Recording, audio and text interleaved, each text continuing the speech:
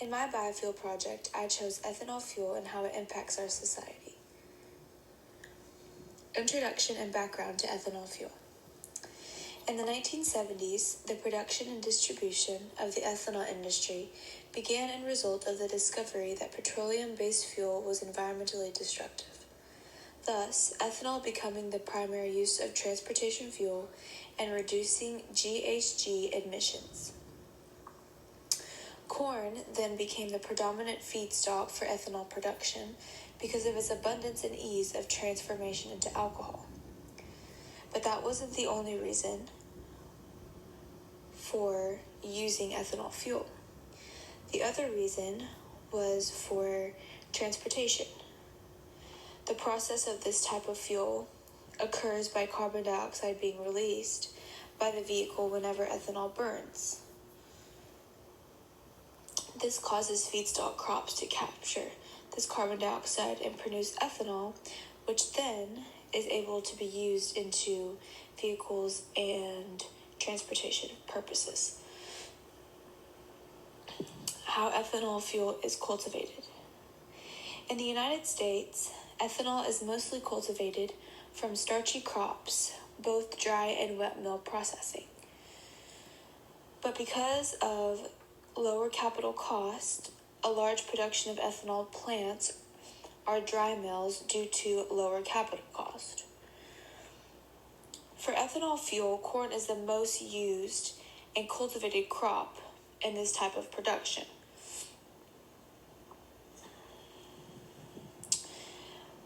The production of ethanol fuel. One way that ethanol fuel is produced is through corn, like previously mentioned. Corn undergoes fermentation through dry milling, which is a process that grinds corn into flour. After the corn is grinded down, it is fermented into ethanol with carbon dioxide. And those products of distilled grains. Another way that ethanol is produced is from cellulosic feedstocks. This includes grass, wood, and crop residues. This biochemical process that is used through two primary pathways, which would be biochemical and thermochemical.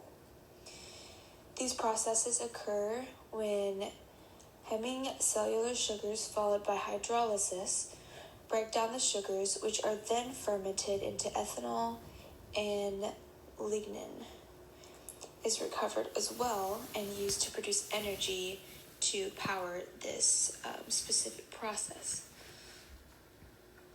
The development status of ethanol fuel is it has been around for quite a while and is known by most people, which has really impacted our society. More than 98% of U.S. gasoline contains ethanol, and ethanol is also available as E85, or otherwise known as flex fuel, which can be used in flexible fuel vehicles designed to operate on any blend of gasoline and ethanol up to 83%. Also, E10 is sourced from fuel terminals, whereas E85 is sourced from a terminal or directly from ethanol production facility. So it is readily available for people who need it for whatever purposes that might be, if it's transportation or anything like that.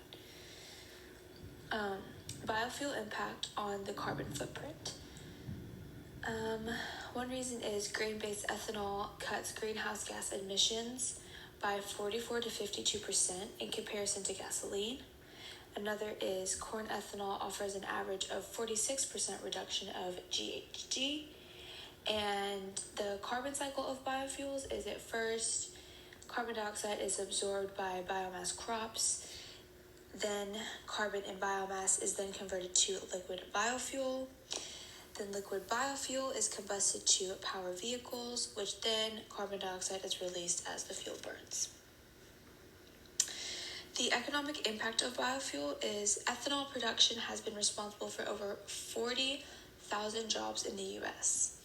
And ethanol production adds more than roughly $6 billion to the American economy each year by boosting surrounding economies, which allows us to not have to rely on foreign oil. In the overall analysis of ethanol fuel, given that ethanol fuel is a widely known biofuel, there is no need to have efforts to communicate this to the public.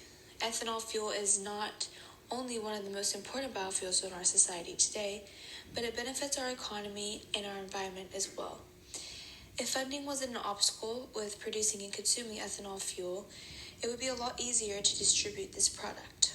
However, given that we only have a certain amount of this biofuel, we should produce efforts in the future to conserve and evenly distribute this product to put it to the most use as possible for the future.